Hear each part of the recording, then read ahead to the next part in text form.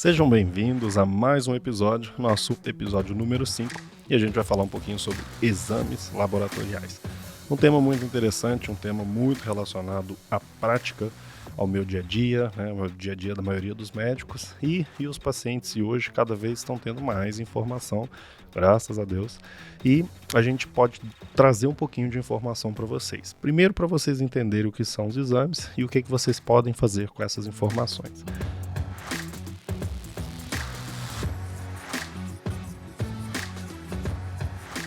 A primeira coisa que eu queria trazer para vocês é sobre o valor de referência, porque o que vocês, pacientes, como primeira medida que se toma quando pega um exame, é olhar o valor laboratorial e do lado o valor de referência. O que quer dizer os valores de referência? O valor de referência é nada mais do que uma média da população. Então, você percebe que alguns valores de referência são muito amplos, acabam não significando muita coisa, que vai variar de 20 a 150, de 100 a 800. Às vezes você não entende muito isso, mas você precisa saber dos valores ideais. Só que qual que é o grande problema de você basear na maior parte da população? Isso geralmente pega uma amostra populacional e, e, e mostra 95% do resultado, uma média entre a maioria das pessoas. Só que qual que é a grande questão? Isso não significa que seja um exame saudável, isso não significa que você esteja num valor ideal, só diz que você está com a média da população.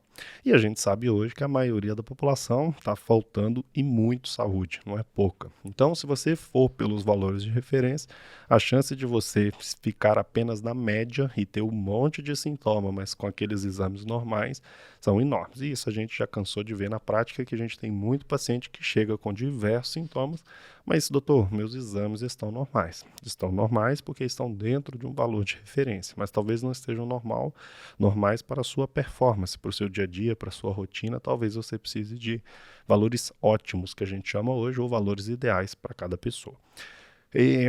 Uma outra coisa importante para vocês entenderem sobre os valores de referência é que ele tem uns dedinhos de pessoas importantes, né, de indústrias. Por quê? Porque quanto mais baixos certos valores de referência, por exemplo, você vai ter um consumo maior de medicamento. Classicamente é o valor do colesterol hoje, que muita gente pega e acaba tendo uma rotina de prescrição simplesmente pelo valor do exame laboratorial. Quanto mais baixo o seu valor, né, a gente chama do ponto de corte hoje, então o colesterol vem caindo cada vez mais, né, 200 e pouquinho, 210, 200, e cada vez a gente vai precisar, como prescrito pelas sociedades, né, valores mais baixos de colesterol. Por quê? Porque quanto mais alto, né, quanto mais baixo for o valor laboratorial, o valor de indicação de medicamento, maior a gente vai ter uma prescrição do número de medicamentos. E a gente sabe pelas estatinas, né, quantas pessoas tomam estatina hoje em dia. E você parou, né, as pessoas pararam, os médicos pararam de olhar o paciente como um todo. Então você não olha mais o estilo de vida, você não olha mais a rotina do paciente, você olha simplesmente um número. O seu exame deu X, você precisa tomar estatina. Mas por que, doutor? Por que eu preciso tomar esse remédio? Porque o seu colesterol está X, e ele não deveria ficar nesse valor. Eu canso de ver na minha rotina pacientes com ótimo estilo de vida, usando medicamentos simplesmente porque tem números altos. E às vezes nem o paciente sabe. Eu uso isso porque me prescreveram, porque meu colesterol está alto. Sim, mas ele pode estar alto a nível às custas de um bom colesterol, por exemplo, às custas de um estilo de vida mais rico em gordura animal, e não necessariamente a gente quer dizer que isso significa que você vai ter algum problema cardiovascular. A gente sabe que a maior parte hoje das pessoas que infartam ou que têm qualquer tipo de doença cardiovascular, elas podem ter um colesterol normal, mesmo sem uso de estatina. Então não significa nada, e cada vez mais a medicina hoje está caminhando para procurar o grau de inflamação, e para isso a gente tem diversos exames para serem avaliados. A gente pode procurar a sua inflamação por diversos resultados, não só mais pelo número do colesterol, mas é legal que vocês entendam isso. O senso crítico faz parte, e vocês precisam ter esse senso crítico. Se você é uma pessoa que tem um estilo de vida legal, se você é uma pessoa que faz exercício, que dorme bem, come saudável, provavelmente, né, às vezes até as mulheres pela simples menopausa, elas podem ter um colesterol um pouco mais elevado. Isso não quer dizer que você precise de medicamento, e sim que você ajuste o seu estilo de vida para melhorar um pouquinho isso aí. A gente sabe das medicações, né? Quanto mais a gente usa, mais efeito colateral elas têm também. Então a gente não pode esquecer disso. Os remédios, eles vêm para tratar doenças e não para promover saúde na maioria das vezes. A gente tem muito remédio hoje prescrito simplesmente para evitar ou controlar a doença, mas muitas doenças são evitáveis com estilo de vida, por exemplo. Outro que entra muito, né, principalmente nessa questão, é o exame da glicose, né? A glicose em jejum. Cada vez mais o ponto de corte também cai para diagnóstico de diabetes, seja da glicose, seja da glicada, né? E o que isso implica? Implica em mais prescrição de medicamentos. Quanto mais baixo o seu ponto de corte, mais prescrição de medicamento, mais a indústria vende e mais você é vítima dessa quantidade de medicação prescrita. A glicose em jejum é um exame avaliado, mas na verdade, a gente está procurando o quê? Quando você tem uma glicose alta já, você tem praticamente um diagnóstico de diabetes. Então não adianta você agir lá no final. A gente tem que tentar agir antes e não procurando diagnóstico. Esse é um erro muito comum da medicina, né? Um erro muito clássico, que ele espera você ter uma doença para prescrever um remédio. Ele não espera a gente encontrar certos sinais de inflamação, de resistência à insulina, para que a gente evite usar uma medicação. Eu tenho vários pacientes, por exemplo, que eu falo, você está no caminho errado, ó, isso aqui está apresentando, está aumentando, está ficando ruim. E você pode melhorar isso se a fichinha cair, se você entender a sua doença, se você entender a fisiopatologia, se você entender o que eu posso fazer. Poucos pacientes hoje, poucas pessoas, eles chegam com esse senso crítico. E eles viram e falam, doutor, o que está acontecendo e o que eu posso fazer para evitar? Uma certa vez eu conheci uma pessoa que nem foi minha paciente numa viagem, e ela falou uma coisa que me marcou, eu achei muito legal. E ela falou, ó, eu cheguei para o meu médico e falei, o que está acontecendo? Ele, ó, você está assim, assim, você vai precisar tomar isso.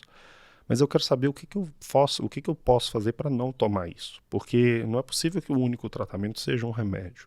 E eu achei fantástico, né? Eu era uma pessoa mais velha, a gente estava numa trilha andando, super ativa, super bem, um ótimo astral, e ela falou, não, eu não quero esse caminho para mim, eu quero um outro. Se eu puder fazer alguma coisa, eu vou fazer. Se você falar que eu não posso comer certo alimento, eu vou deixar de comer. Se você falar que eu preciso fazer certa atividade, eu vou fazer. E pronto. Então, infelizmente, a medicina hoje é muito medicamentosa, infelizmente. E a gente está esquecendo que a prevenção pode evitar muita coisa, pode evitar muito problema, muito prejuízo físico, né, financeiro, metabólico e tudo mais. Então, em relação, por exemplo, ao metabolismo da sua glicose, né, a saúde do seu pâncreas é muito interessante, que a gente nem preocupe com a glicemia em jejum. A glicemia em jejum, se você está preocupado com a sua glicemia em jejum, você está preocupado com o diagnóstico de diabetes e não com sinais de resistência à insulina.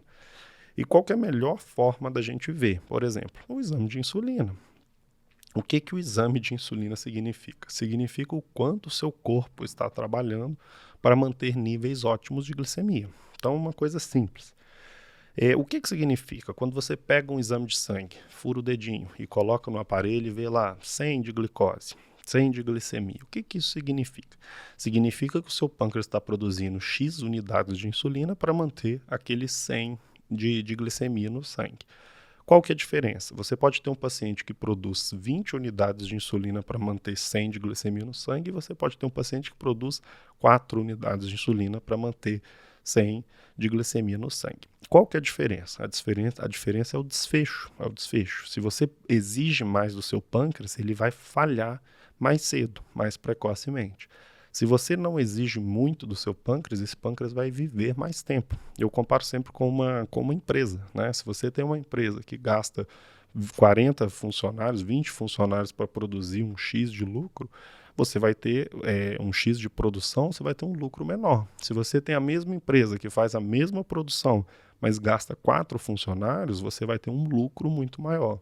Ou seja, você vai viver mais, você vai ter uma expectativa maior, né, de saúde financeira ou de saúde metabólica, que a gente quer dizer.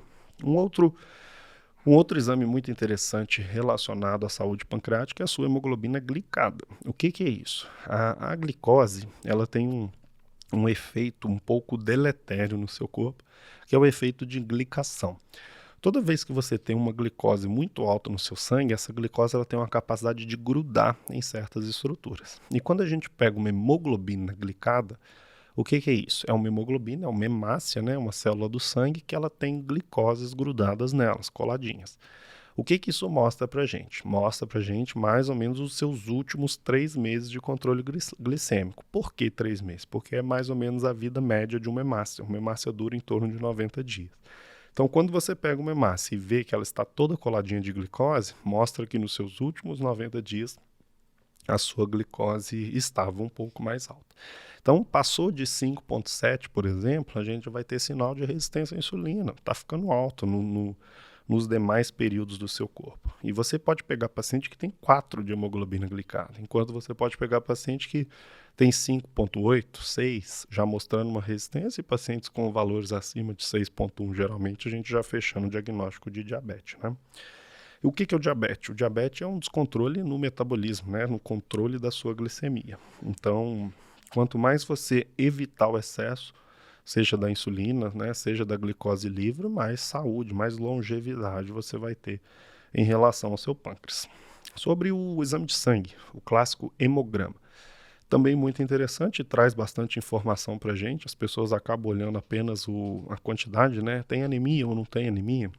Mas, por exemplo, você pode ver o tamanho da hemácia. Isso é uma informação muito importante. O que é o VCM? Você vai procurar lá no seu exame de sangue, vai ter lá um volume corpuscular médio, VCM. Isso foi uma das coisas mais que eu aprendi mais cedo na faculdade e que me chamou muita atenção, eu adorava. Eu tinha um carinho grande pela hematologia porque eu gostava muito das informações laboratoriais. O que isso mostra? Se você, por exemplo, tem uma hemácia pequena, você tem um VCM baixo, eu posso falar que essa pessoa pode ter, por exemplo, uma deficiência de ferro, por um simples exame de imagem. Então, se você vê hemácias pequenas, com valores abaixo de 80, por exemplo, o VCM ele varia geralmente de 80 a 100. Se você tem hemácias pequenas, abaixo de 80, 70 de VCM, possivelmente você tem uma deficiência de ferro. Por quê? Porque o ferro ele faz parte da estrutura do M, né? O M vem do ferro, da hemoglobina. Então falta ferro, a hemácia fica pequenininha, a hemácia ela fica defeituosa. E a gente tem também que descartar, claro, a talassemia, que é um distúrbio genético, né? Mais da região da Europa, do Mediterrâneo, que as hemácias já são pequenas naturalmente, tá? Então, descartando o caso de talassemia, né? Mas você já pode ver que um VCM sugere. Por exemplo, se você vê uma pessoa com VCM baixo, o que você vai pedir? Você vai pedir um exame de ferritina, por exemplo, para dosar. E a gente vai falar um pouquinho sobre a ferritina depois. Então, olha que informação interessante. Da mesma forma que quando você pega hemácias grandes, né, macrocíticas com VCM, às vezes acima de 100, 110, 120 de VCM, sugere deficiência de quem? De vitamina B12 e vitamina B9, né, do ácido fólico e da metilcobalamina, da metilfolato e da metilcobalamina. Quando você tem deficiência dessas duas vitaminas, a gente tem hemácias disfuncionantes, hemácias grandes. Hemácias, quando você olha no microscópio, elas são umas bolonas grandes em comparação com as hemácias normais. Então, se, por exemplo, você pega um paciente que já fez uma cirurgia, ou um idoso, por exemplo, em uso de prazol de muito tempo, você vai ver que ele vai possivelmente ter deficiência de B12. Aí você olha lá, 110 de VCM, olha, provavelmente você tem uma deficiência da vitamina B12 e da vitamina B9. Então, informações interessantes. O outro exame interessante dentro do hemograma é o RDW, que é o nível de anisocitose. O que é isso? A anisocitose, quando você pega uma gota do seu sangue e olha no microscópio, você vê as suas células. E o ideal, o normal, é que as hemácias tenham todos os mesmos tamanhos, muito próximas, muito semelhantes. Você não consegue ver diferença. Agora, quando você olha no microscópio e você vê hemácia pequena, hemácia grande, hemácia torta, hemácia de vários formatos, você tem um índice de anisocitose alto. O que isso significa? Significa uma saúde ruim, uma saúde medular ruim, uma produção ruim das suas células, né? E isso mostra o quê? Pode mostrar um desfecho ruim também a longo prazo, pode mostrar que a sua saúde não está tão boa e que a gente tem a sua produção, né? Porque quando a gente olha uma hemácia, a gente vê a saúde do seu corpo, né? O que está nascendo, o que o seu corpo está fabricando. Então, se a fábrica está produzindo coisa ruim, provavelmente tem muita inflamação, tem muita toxina e tem muita deficiência nutricional. Então, esses dois pontos são bem importantes para você entender. Em relação à tireoide, é um outro exame muito legal, muito bom de se analisar. E a gente também tem valores também muito tendenciosos na questão do seu diagnóstico, né? Primeira coisa é o TSH. O TSH é aquele hormônio que estimula a tireoide. Vai vir lá do seu cérebro, lá do hipotálamo, para produzir o estímulo dos hormônios tiroidianos, tá? Pelo eixo hipotálamo, hipófise, tireoide. O que isso significa?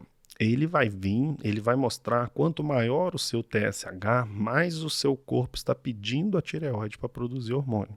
Então, toda vez que a gente vê um TSH alto, a gente sugere um hipotireoidismo, mas aí a gente tem uma faixa de corte, né?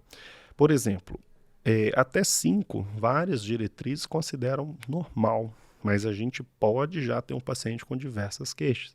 Você tem um TSH de 3, 4, e o paciente tem clínica de hipotireoidismo, o paciente está cansado, o paciente tem dificuldade de perder peso, o paciente tem baixa energia, e às vezes você olha o exame e fala, não, você não tem nada, seu exame está normal, você não tem problema.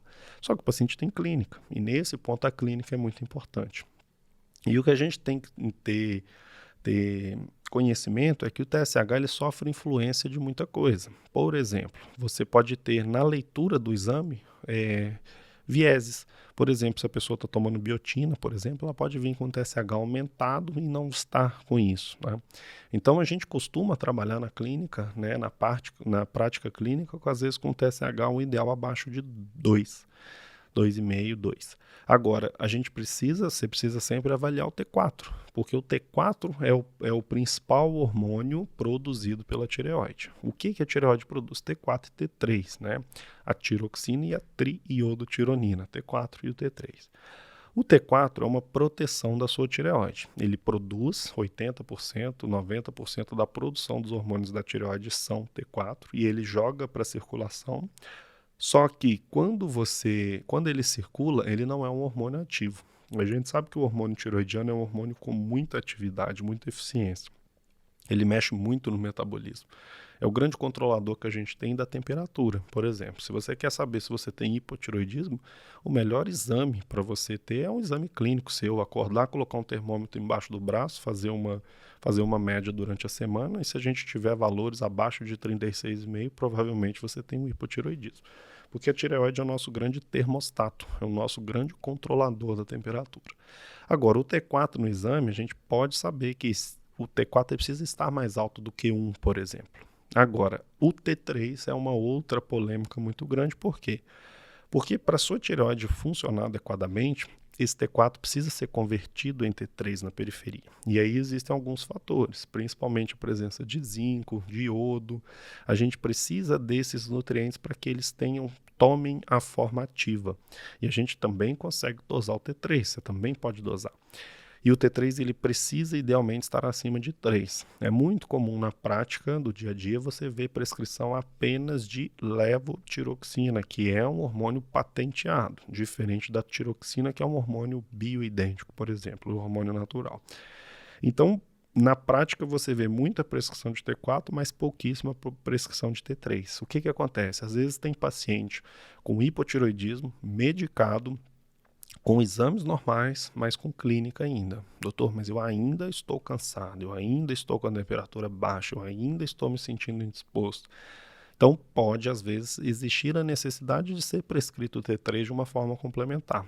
Por que não prescrevemos rotineiramente? Porque altas doses de T3 podem trazer efeitos colaterais para as pessoas. E existe risco de intoxicação, existe risco de altas dosagens. Já o T4, como ele não tem uma forma ativa, ele tem uma segurança maior. Sobre o colesterol, e principalmente sobre as suas doenças cardiovasculares. Esse é um assunto que eu gosto muito de falar, e é um assunto que eu gosto muito de explicar aos pacientes. Infelizmente, os pacientes chegam com umas informações muito restritas, por exemplo, sobre o colesterol. Doutor, meu colesterol é tanto, meu médico pediu para eu tomar uma estatina porque eu preciso baixar esse exame.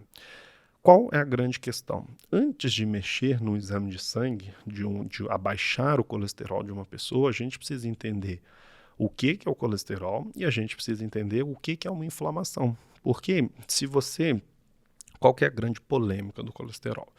As pessoas que infartam, elas apresentavam dentro das artérias, dentro do vaso, uma invasão de LDL, um aumento de LDL. Então, o que ficou considerado como um colesterol ruim, né? Erroneamente, porque não existe colesterol ruim. O seu corpo produz colesterol. Se você não ingerir gordura, o seu corpo vai dar um jeito de produzir colesterol, mesmo você não ingerindo. A gente sabe que alguns alimentos, classicamente, vão aumentar o consumo do colesterol, mas se você não ingerir, o seu corpo vai produzir. É uma fonte vital, você necessita de colesterol.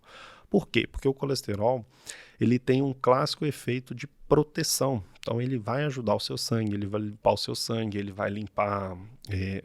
as suas artérias, ele vai fazer um sistema imunológico, defesa do seu organismo. O LDL, por exemplo, é o principal agente de primeiro combate às infecções. Então, quando você fazia um exame e olhava que tinha vários LDL, várias partículas de LDL dentro de um vaso obstruído, você estava presumindo que o LDL causava isso, mas não é isso. É a mesma coisa quando você vai num incêndio e vê um caminhão do corpo de bombeiro. Não quer dizer que ele causou o incêndio, quer dizer que ele está lá para ajudar. A mesma forma é o LDL. Então, se você tem um LDL alto, pode ser que você sim esteja inflamado, mas não dá para você simplesmente abaixar o LDL. Então, por exemplo, se você tem um incêndio e tirar o corpo de bombeiro, às vezes vai ser pior, por exemplo. Então, existem várias outras coisas para você analisar dentro de uma pessoa para saber se ela está inflamada, porque o que causa lesão endotelial? A inflamação.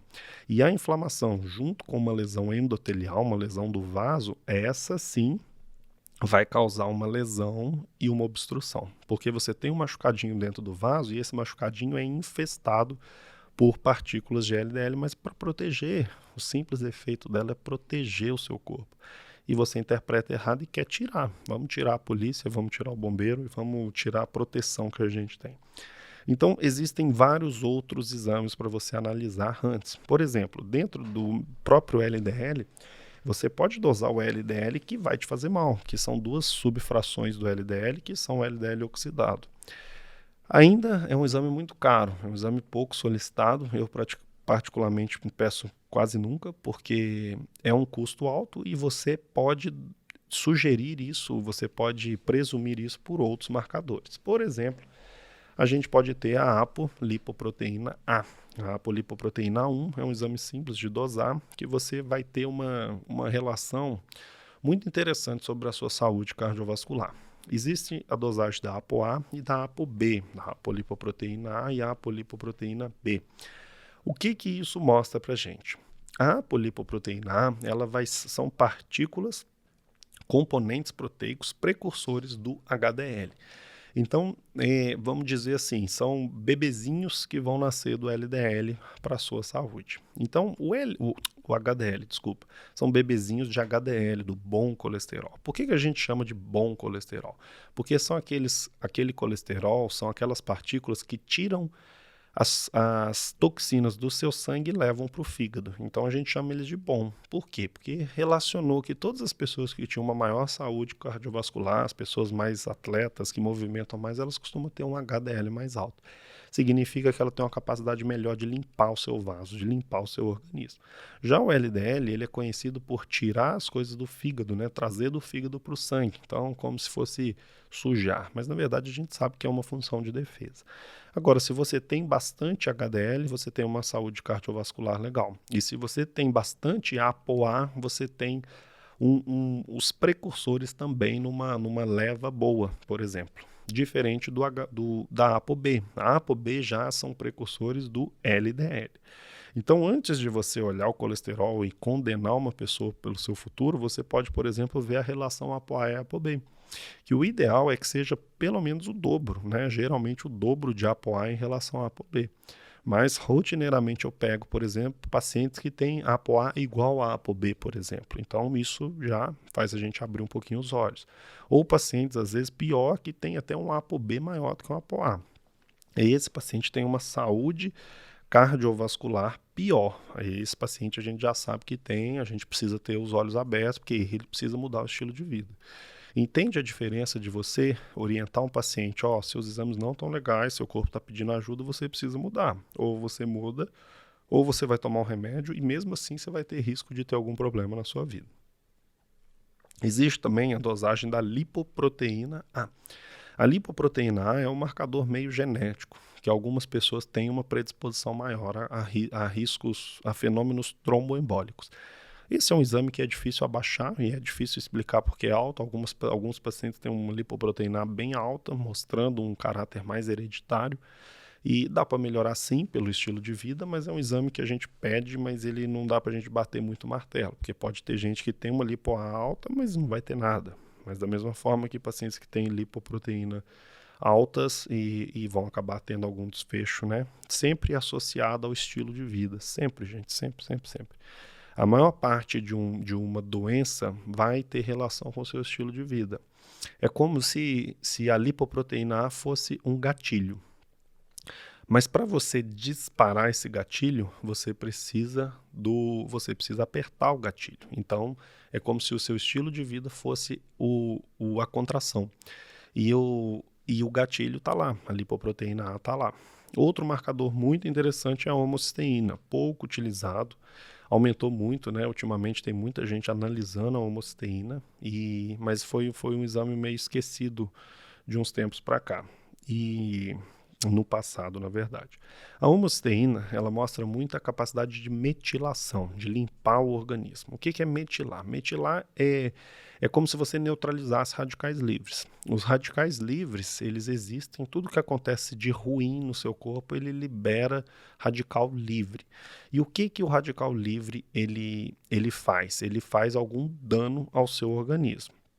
Só que não dá para você tirar todo o radical livre, porque existe aquele conceito da hormese, são pequenas lesões que vão fazer bem, vão modular o seu sistema. Então, quando você retira todo, na verdade não dá para tirar todos os radicais livres, mas a ideia da homocisteína é metilar bem, é limpar bem o seu organismo. Então, por exemplo, a gente vê pessoas com homocisteína alta, né, que a gente considera acima de 8, pessoas que têm um maior risco cardiovascular. Essas pessoas, além delas não conseguirem neutralizar bem os radicais livres, elas têm chances de ter maiores desfechos cardiovasculares. Como que a gente melhora a homocisteína? Basicamente relacionado às vitaminas B6, B9 e B12. Geralmente quando a gente suplementa, algumas outras também, B2, cisteína também pode ter relação, mas classicamente B6, B9 e B12. Quando a gente suplementa e melhora essas vitaminas, a homocisteína abaixa. Então a gente consegue promover uma maior longevidade da pessoa, um maior funcionamento do metabolismo, ajustando essas 3 vitaminas, que seriam coisas simples. Outro exame muito interessante que eu gosto de utilizar a respeito da oxidação e da inflamação do organismo é a gama-GT. Gama-GT que muitos conhecem como apenas do fígado, né, exclusivamente de via biliar, que a gente sabe que casos de, por exemplo, de obstrução de via biliar, a gente vai ter gama-GT muito alto. A gente sabe que a gama-GT também tem relação com a glutationa, que é o grande antioxidante do nosso organismo, o grande protetor. Quando você tem pessoas com altos valores de gama-GT, o que a gente pode deduzir? São pessoas que estão inflamadas, estão aumentando o consumo de glutationa e são pessoas que precisam desinflamar e melhorar, ofertar mais glutationa para melhorar. Tanto que quando a gente faz a reposição de glutationa, essa gama-GT costuma baixar bem. Outros importantes são o ácido úrico, né, que muita gente acaba achando que é somente pela gota, mas não, o ácido úrico tem uma relação muito grande com o colesterol e com os carboidratos e a própria inflamação, o início de exercício físico, a suplementação, a gente consegue melhorar o ácido úrico. O PCR ultra sensível, que também é um marcador bem específicozinho de inflamação, né, de marcador inflamatório no geral.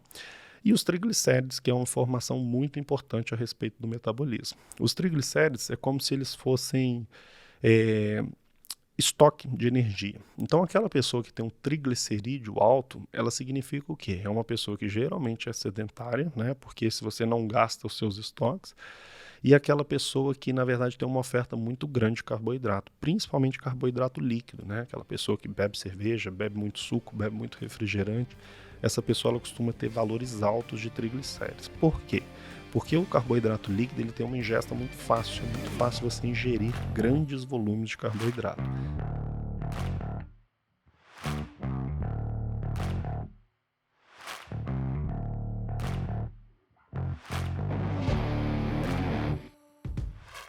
Sobre as vitaminas e minerais, também a gente consegue trazer muita informação legal para vocês. E aí, voltamos aos valores de referência, por exemplo, a vitamina B12. Uma vitamina que, se você olhar no valor de referência, ela vai de 180 a 800, mais ou menos. Depende de cada laboratório. O que eu vejo na prática clínica e o que eu tenho de conduta comigo e com meus pacientes? Quanto maior o nível de B12, melhor a performance. E é muito comum você pegar pacientes com vitamina B12 de 300, 400 e o paciente é ainda muito sintomático. A memória não funciona, a cabeça está ruim, a energia está baixa, tem formigamento, tem queixa. Então, quando você pega valor de referência, é exatamente isso que a gente conversou. Não dá para você individualizar uma coisa que é generalizada. Cada pessoa tem um nível ótimo. Da mesma forma que você tem pessoas com 300 que não têm queixa nenhuma. Talvez a demanda delas seja menor do que de outras pessoas que precisam de mais. Eu, particularmente, gosto de trabalhar com valores acima de 800. São valores que a gente consegue ofertar uma melhor performance para o paciente. A gente consegue dar uma melhor condição para ele funcionar melhor. A vitamina B9 também, o metilfolato, ele é uma vitamina muito importante também. Todo o complexo B no geral, é bom a gente trabalhar com valores mais altos de complexo B. O complexo B ele é muito exigido ao nosso organismo. Então a gente consegue dosar B6, praticamente todas dosar, mas a suplementação do complexo B é bem interessante. E você vai ver que os valores do laboratório não necessariamente condiz com a realidade, com a prática clínica.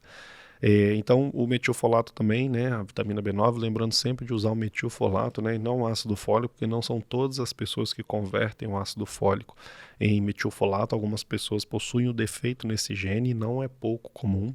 Pode ser, costuma ser até bem prevalente. Então, já prefira sempre o metilfolato. Outra vitamina muito polêmica é a vitamina D, que se você olhar nos laboratórios, nos valores de referência, pode ser de 20 a 30 ser considerado um valor normal. Só que a gente sabe hoje que a vitamina D ela tem uma importância grande no controle imunológico, no controle metabólico, na energia, na felicidade. A gente sabe tanto que a gente acaba considerando como uma vitamina, um hormônio D, tamanha sua complexidade. Mas antes de falar também, você também não precisa pegar pesado e sair tomando vitamina D sem controle nenhum, porque pode ter consequências sim, né? Vitamina D em excesso, a gente vai ter uma maior disponibilidade de cálcio e você pode ter algumas complicações, mas é importante você sempre controlar pelo PTH, o paratormônio. Toda vez que você sobe a sua vitamina D, o paratormônio abaixa um pouco para controlar o metabolismo do seu cálcio. Então, o paratormônio é um valor de segurança para você. Então, se você tem lá uma vitamina D de 50, de 60, e o seu paratormônio ainda é alto, 30, 40 de paratormônio, ainda cabe mais vitamina D. Então, não tem valores ideais, existem valores de individualizados. Você pode subir a sua vitamina D contando que seu paratormônio não abaixe de 15, 10. Se você suprimir demais também é ruim. Agora, se um paratormônio fica em torno de 15 a 20, você tem bastante segurança de ter níveis bons de vitamina D. A vitamina D, lembra que vem do sol, né? É de graça, é para todo mundo, mas infelizmente estamos tomando muito pouco sol. O ferro é um mineral fundamental no seu organismo. Seu corpo depende muito de ferro. Um bom funcionamento, um bom metabolismo, uma boa geração de energia depende de bons valores de ferro no seu organismo. E como dosar o ferro? Não se dosa ferro livre. O ferro livre ele oscila muito no sangue. Se dosa sempre o estoque, a ferritina. E o ideal que a gente tem é que vocês tenham bons valores de ferritina. Mulheres, principalmente, são muito sensíveis. Mulheres acabam tendo uma absorção baixa de ferro. e também menstruam. A maior parte das mulheres menstrua, fazendo com que todos os meses elas percam ferro. É muito comum pegarmos deficiência de ferro em mulher, homem menos pelo fato de não sangrar, mas a mulher muito comum. Valores ideais de ferritina de 100 a 150 para mulher e de homem de 150 a 200. É normal e faz bem para o organismo. Lembrando que você pode suplementar da forma oral, venosa, do que for, mas tentar sempre bons níveis. Eu pego quase todos os dias mulheres com ferritina 20, 30, 40, 50. São valores baixos e quando você ajusta isso, ela vai melhorar um pouquinho a performance. E dentro do valor de referência vai estar normal. A gente tem ferritina até de 20, considerado normal para mulher. Mas se você pegar uma paciente com 20 de ferritina e levar para 80, para 100, é indiscutível a melhora clínica que ela tem, na disposição, na energia, na força. Então, é um mineral que eu gosto muito de suplementar. O magnésio é outro mineral também que, para mim, é para todo mundo. É um mineral fundamental ao funcionamento do seu organismo e não adianta dosar magnésio no sangue. Toda vez que você dosa magnésio no sangue, você está dosando o magnésio livre. E o magnésio que a gente precisa é o magnésio intracelular. Se você tem uma pessoa, se o seu exame de sangue tem um magnésio baixo no sangue, você está completamente depletado, porque 99% das pessoas vão ter magnésio alto, né? Magnésio adequado, em níveis adequados no sangue. Magnésio é intracelular, então é um mineral que nem faz diferença ser dosado, é um mineral que praticamente todos os meus pacientes têm reposição e eu acredito que os meus seguidores também fazem reposição de magnésio devido à importância e devido ao nosso alto consumo de magnésio. Deu para dar uma passadinha em tudo, deu para dar uma entendida um pouquinho sobre exames laboratoriais. Conhecimento é tudo. Se você entender a demanda do seu organismo, a sua alimentação, se você entender a necessidade da suplementação para você individualizado, você vai perceber que não tem como a gente colocar todo mundo dentro de uma caixinha e pegar a média. Isso não funciona. Cada pessoa tem um nível de exigência. Tem a pessoa que trabalha sentado o dia todo e pensa pouco, né, gasta pouca energia mental. Tem aquela pessoa que trabalha sentado e tem um consumo mental muito acelerado. Tem aquela pessoa que é atleta, que trabalha com exercício, que movimenta o dia todo, que tem um gasto muscular muito alto. Então, cada pessoa tem uma demanda. Lembrando sempre que suplementação é uma coisa complementar. Aonde que você consegue tudo isso que a gente conversou? Numa alimentação adequada e num bom estilo de vida. Nada supera o básico, nada supera o trabalho que precisa ser feito. Controlar a alimentação, controlar o estresse, descansar, dormir bem, se alimentar bem, se movimentar, fazer exercício físico e tem tudo para você ter exames ótimos. O resto cabe procurar algum médico, ter um acompanhamento e fazer uma suplementação adequada. Outro segundo ponto, nada é para sempre. Ninguém precisa ficar tomando vitaminas e minerais para sempre. Você repousa, adquiriu bons valores, você deixa o seu corpo funcionar.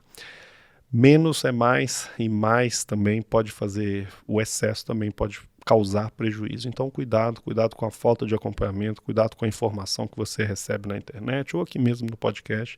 Precisa de um filtro, precisa de acompanhamento, precisa de experiência.